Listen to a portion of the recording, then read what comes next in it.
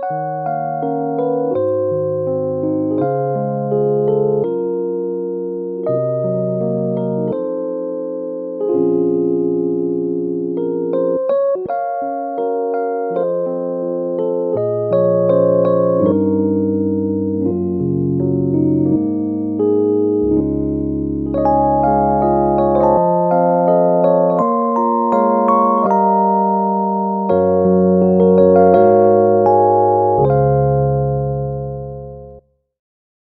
10 octobre 1969.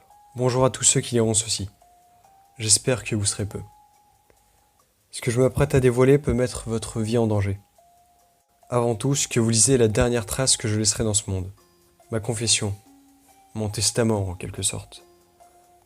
Mon nom ne vous dira rien, alors à quoi servirait-il de vous le donner? Je suis le fils d'un homme appelé le docteur T par tous, y compris par moi. Celui-ci a fait le plus immoral des actes qu'il aurait pu commettre. Mais bon, il est mort maintenant, tué par le fléau qui détruira ce monde. Il était médecin à l'hôpital de Copenhague. Il travaillait dans le secteur neurologique, mais était aussi chirurgien. C'était le cas jusqu'en 1911. Parce qu'un jour, il a acheté l'ancienne caserne de pompiers avec l'aide d'un scientifique allemand du nom de Günther Wermann. Il a abandonné son travail du jour au lendemain et s'est consacré pleinement à sa tâche. Mon père avait 25 ans. Il était fauché à cause de cet achat et sa femme l'a quitté 4 mois plus tard. Il travaillait d'arrache-pied sur son projet. Vous vous demandez sûrement quel est-il? Je vais vous le dire, il avait pour nom Kogu. Je ne sais pas ce que cela signifie, mais son but était de former des personnes douées de capacités hors du commun. Pouvoir contrôler des objets à distance, flotter dans les airs, se rendre invisible, et bien d'autres. Son but était de fonder une armée. Tout cela avait débuté le 13 juin 1911, d'après ses propos. Une femme inconsciente avait été transférée dans son bureau. Elle était tombée dans les escaliers, à son travail. Par manque de place dans les chambres, on l'avait amenée dans le lieu de travail de mon père. Quand il est entré dans la pièce, la femme a chuchoté. « Vous ne vous êtes pas fait mal, docteur ?» Il a d'abord cru qu'elle délirait, mais l'instant d'après, il s'est pris les pieds dans le tapis et a heurté la commode en tombant. Ainsi, il a découvert le pouvoir de vision de cette femme. Le soir même, il en a parlé à un dîner. Tout le monde s'est moqué de lui. Pourtant, à la fin de la soirée, un homme s'est approché de mon père et lui a parlé d'un de ses amis qui possédait les mêmes facultés. Il lui a donné son adresse. Mon père a contacté par téléphone cette personne qui était absente ce jour-là. C'est donc son frère, Günther Wermann, qui a répondu à l'appel. Ils ont longuement discuté et ont finalement décidé de se rencontrer à Paris. Je ne sais rien de ce qui s'est passé là-bas, mais Wermann et mon père étaient sur la même longueur d'onde. 2 semaines plus tard a eu l'achat de la caserne. La semaine qui suivit, les 2 premiers sujets arrivèrent au Kogu. Le frère de Günther, Gustav, et la femme de l'hôpital, Selma. Après quelques mois, de plus en plus de personnes étaient attirées par cette étrange organisation. La plupart étaient des charlatans, mais une poignée d'entre eux avaient des capacités surhumaines. Bientôt, une personne haut placée au Royaume-Uni entendit parler de Kogu. Elle invita celui-ci à s'installer à Londres, où il disposerait de tout le budget nécessaire, à condition de s'annexer au gouvernement britannique. Mon père et Wermann ont immédiatement accepté. Du soutien, voilà ce qui leur manquait. En 1912, le siège officiel de Kogu ouvrit ses portes. 2 ans plus tard, la guerre éclatait et les sujets purent enfin accomplir ce à quoi ils étaient destinés. Ce fut une réussite totale, bien que gardée secrète.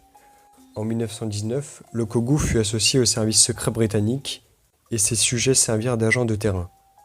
Quoi de mieux que des espions invisibles ou capables de déplacer des objets à distance? Tout alla bien jusqu'à la Grande Guerre. Là, les sujets furent inefficaces. On dénombre 95 000 morts sur les 100 000 dépêchés sur place.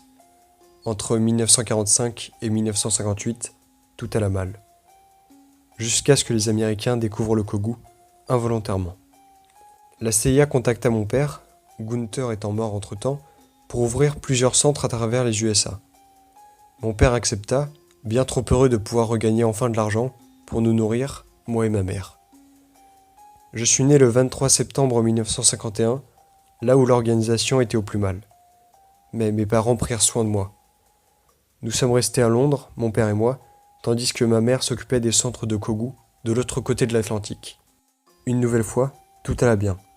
Mon père était un vieil homme, mais il dirigeait encore l'organisation. Néanmoins, il y a 2 ans, en 1967, il fit la plus grosse erreur de sa vie. Il la recruta. Elle était la première dans son genre. Sa capacité était de faire saigner du nez toute personne dans un rayon de 10 mètres. Elle avait 14 ans lors de son recrutement. Mon père disait qu'on pouvait faire d'elle l'arme de destruction par excellence. C'est le cas. On l'a entraînée à développer ce pouvoir et 1 an plus tard, elle arrivait à briser des os. On l'a envoyée en Chine où elle devait soustraire des informations d'un mafieux chinois. Quand elle est revenue, elle avait totalement changé. Sa manière de penser était différente. Elle voyait le monde sous un autre angle. Selon elle, il fallait tout recommencer à zéro. J'ai supplié mon père de ne pas lui faire confiance, mais il ne m'a pas écouté. Il a continué à développer son pouvoir. Elle pouvait à présent faire éclater des organes, rompre des muscles, arracher la peau. Mais son point de vue était toujours le même. Alors, elle a décidé de détruire l'humanité pour tout reconstruire selon son envie. Elle a débuté aujourd'hui. Cette destruction a commencé par nous.